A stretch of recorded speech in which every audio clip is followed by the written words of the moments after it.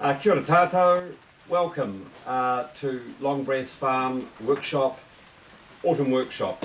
My name's Brendan Hoare and this is my home. This is my tūranga waiwai. This is where I live and breathe and feed myself and my family. It's also the home of our business and Eco Nation 2020 Trust. So the workshop really is just to come and visit and see how we live and what we've created from the forestry and our timber all the way through to our food and how we restore the landscape here. So it's a very demonstrational space. We're going to be taking you through our right around our home and where we live against Pukimatakeo, the Waitakere ranges, and what lies behind that, how we have designed our land into what we call our sort of working forest garden. So look forward to seeing you. You're very welcome, and Autumn Festival, welcome.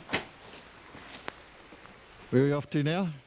We're off to the tunnel house and to explore with Nat the persimmons. So by the time you hear, these will be in full. I'll probably have harvested and they could well be in bloom of autumn bloom. Excellent. Come in. Yes. Beans. So these are our main bean crop, which is still powering. Greens, celery, main vegetable that you'll see, and our turnips. So from here, this piece in here will all be we're going into our winter vegetables in here. Yep. So all these lettuce will come out. So this side goes in, and in the other tunnel house we've got our main crop of tomatoes, and we're late crop of beans. Oh, so nice. it does have. So the chooks come in here from time to time. Okay. And help themselves. Well, when we've every 3 years. After a crop like this, we'll just close it all up and put them in. Yep. And they do a great job. They just mow this all down and just rejuvenate the whole land. And we just throw in heaps of material and they build it all up for us. Yeah. So the problem now is harvesting the beans all the time. Beans? Oh no.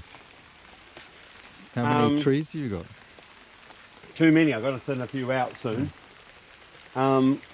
But this here is, so this is fuyu, so this is non-stringent, and these ones are stringent. And these are the children of the great persimmon tree, which was at Margaret Jones's house. Oh. So we've got 10 acres, 4 hectares. We've been living here 22 years. And what you see, all the vegetation you see has been planted by us and propagated. And one of the key things we've done is to protect water. And one of the ways that we protect water is that we always create bridges and allow water to flow through the property. So we've rehydrated the landscape as part of the forest garden, which you'll be able to see. And this is an example of building the eco-structures or infrastructure to support the eco-structures of our waterways. So this is a bridge, and we've named this bridge Matt because I was looking for some rods. The way that we construct the bridge so it's really strong is Matt was the guy that in the community that gave us the reinforcing rods. So I promised someone in the community if they gave me the rod they'd get a bridge named after them. So this is Matt. Matt's the bridge. Matt's bridge. So this means that we can cross it at all times. Water can flow underneath. But you also get a view here of the tiered and vegetation. And this is a stream that runs through the property that goes into our waterfall. Oh, lovely. Nice. So we just protect it and allow water to move as part of the eco-structures. And we'll explain that on the day. Yep. And I should be standing under my umbrella in the rain. But we are wet. That's for sure. So we had 2,500 mils, 2.5 metres last year. Normally about 1.4. But we are a moist, wet environment. We grow bananas, taro. We're frost free. We can talk about a lot of that when we meet. Yeah. And being frost-free in the thermal belt of the Waitakere ranges give us this beautiful, humid, wet, tropical, or temperate tropical feel that we live in. So yeah, you'll see, if you pan over here, you'll see all the poplar and alder and flaxes and kowhai. All this we've planted and propagated to protect the water. Eucalyptus eugeneoides, tallow wood. It's our retirement home. Okay. Yeah, so that's planted about 12 years ago. It's got another 12 years to go. So yeah, I'm not for that yet, but we do want to. Forestry is my first love. Yep. So we grow a lot of trees, and we can introduce people to our forestry project. Mostly for ourselves, but we do sell pieces from time to time, and also make our own furniture with our own wood and shelving and poplar, eucalyptus. We've also got redwoods for the future as well.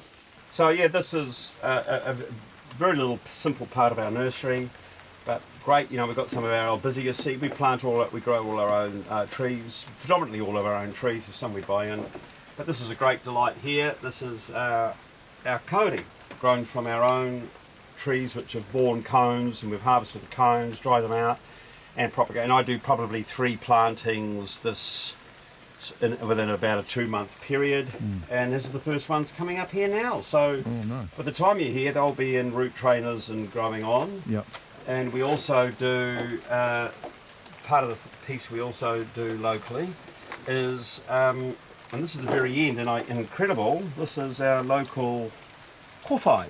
Oh, nice. From the coast, which is microphylla. So Yep. that's Sophra microphylla, and they just keep coming up, and we propagate hundreds and hundreds of them, and then just take them down to the coast. What we don't plant here, we take to the coast and plant out. So very simple operation. Ta-da! Yeah, And yeah, an endless delight of propagate it.